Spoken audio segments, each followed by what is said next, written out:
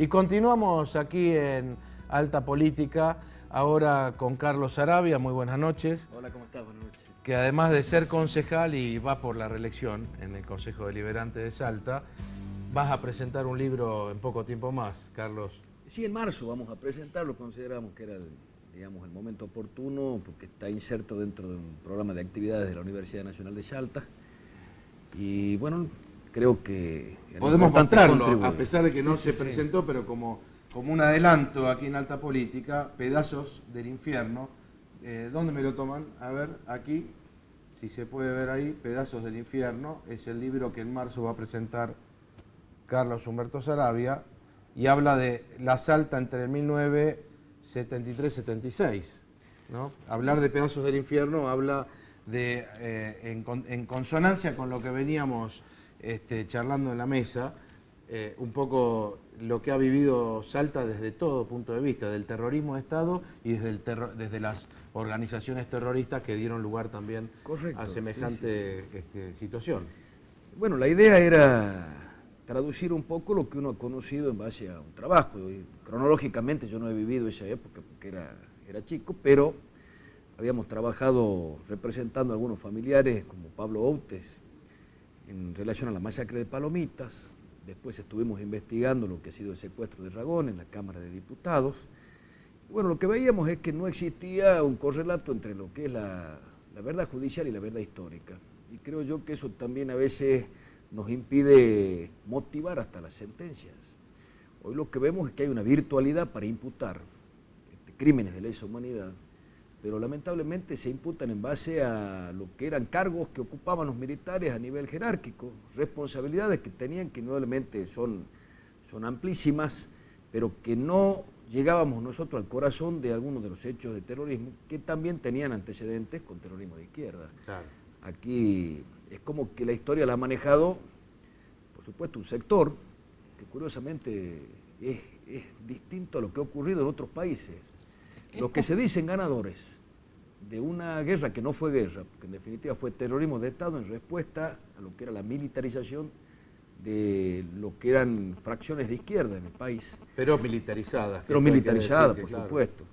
Lo que vimos es que en definitiva la historia la escribieron los supuestos derrotados. Hoy creo yo que hay un revisionismo, bueno, lo de Reato creo yo que involucra un estudio distinto, más objetivo.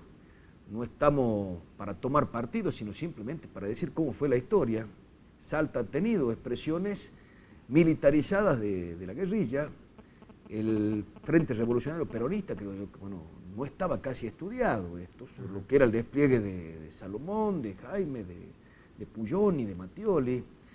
Y bueno, lo injustificable que ha sido también el terrorismo instaurado por el proceso y también durante el gobierno de Isabel Perón, que creo yo que bueno, de una vez por todas hay que desmitificar que comenzó el terrorismo el 24 de marzo del 76, por eso nosotros decimos, hubo durante el gobierno constitucional también terrorismo. Lo que nos costaba a nosotros era pensarlo desde el victimario, porque se nos hacía muy difícil dada la cantidad a veces de material jurídico y las distintas visiones que hay respecto de este tema, porque así como hablamos de casi de 13.000 víctimas del terrorismo que no están reconocidas en ningún lado, inclusive hablar de ello a veces suena como que si uno tomara parte de una postura militar, ¿no? Y sin embargo, yo creo que es parte de una visión del revisionismo que habría que hacer en la Argentina. Fíjate que como dice Carlos, el relato de los hechos no significa que se tome parte de uno u otro lado, sino simplemente los hechos son como son. No importa el color que tengan, simplemente es cuestión de analizar los hechos, pero conocer los hechos objetivamente y referirlos de esa manera, no tomando ningún tipo de partido, sino directamente el análisis del hecho en sí mismo. Sí. Eso es lo que se debe hacer en la historia, y eso es la historia, el relato de las cosas ocurridas. Fíjate, Javier, que yo leí hace poco tiempo el informe de la comisión que investigó todo el problema subversivo y la represión ilegal en Perú, con una comisión que se formó, una comisión de la verdad, y parten desde la historia de Sendero Luminoso y desde la historia de lo que fue el Partido Comunista del Perú, con la evolución de Abimael Guzmán, de Mariátegui. Sin embargo, acá es como que nos olvidamos de un pasado y empezamos a jugar a partir de un hecho puntual sin tener en cuenta todo lo que hubo antes, que fue antecedente y de alguna manera también causa injustificada de todo esto que pasó, porque justificada o injustificada las víctimas están. Bueno, en Salta se acentuó esto, ¿no? Yo creo que lo que no se ha investigado, por un lado ha sido la etapa previa al golpe. Nosotros hemos tenido hechos indudablemente violentos, e inclusive todavía se habla de la AAA con Ragones. Yo entiendo que esta es una postura que no tiene ningún tipo de asidero en la historia. Acá la realidad es que monopolizaba ya el ejército, o las Fuerzas Armadas monopolizaban la violencia. Se ha tratado de justificar el golpe con una simulación también de un terrorismo de derecha que ya no estaba en ese momento. La AAA, con la fuga de López Rega en julio del 75, España con su séquito, ya había sido casi, digamos, erradicada en lo que es su proceder violento, lo que sí había tenido algún tipo de despliegue nuevo en octubre, que se lo imputaba más a la CGT, en definitiva, y a la UONA, a una dirigencia sindical brutal y violenta, que también lo tenían. Y después de eso, yo creo que ya fue casi todo Fuerzas Armadas.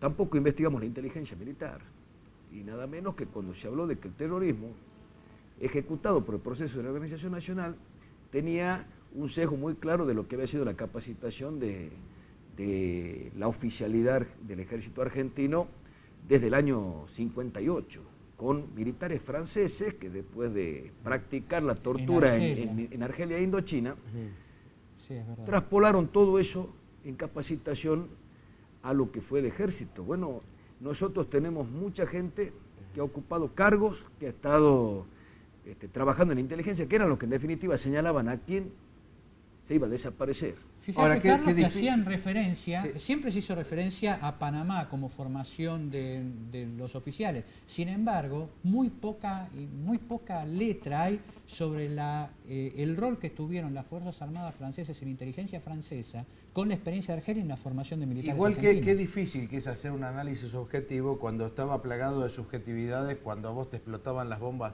alrededor o te habían matado seres queridos, ¿no? También es muy difícil de uno, con los años, poder objetivar el momento en el cual se suceden estos hechos. Quizá hay muchas pasiones encontradas y a nosotros nos resulta bastante engorroso poder analizarlo desde esa perspectiva. No sé si Javier puede aportar algo, porque vos fuiste un testigo muy cercano, podríamos decir, de esta etapa, y donde podés tener a lo mejor una visión mucho más objetiva para analizarlo. Bueno, la visión parte del relato de los hechos en sí mismo, como relato histórico de los hechos ocurridos, pero obviamente toda la interpretación que uno hace de ellos está cargada de la subjetividad obvia que cada uno de nosotros portamos. Es decir, a pesar de tratar de objetivizarse y de despojarse por ahí de sentimientos que hacen al análisis del hecho histórico que uno se encuentra abocado, no llega a ser total, absolutamente real de tal manera. Siempre hay una subjetividad de parte de la investigación que debe ser contenida y debe ser canalizada. Yo he tenido una participación en esos años bastante intensa, a pesar de que era bastante joven.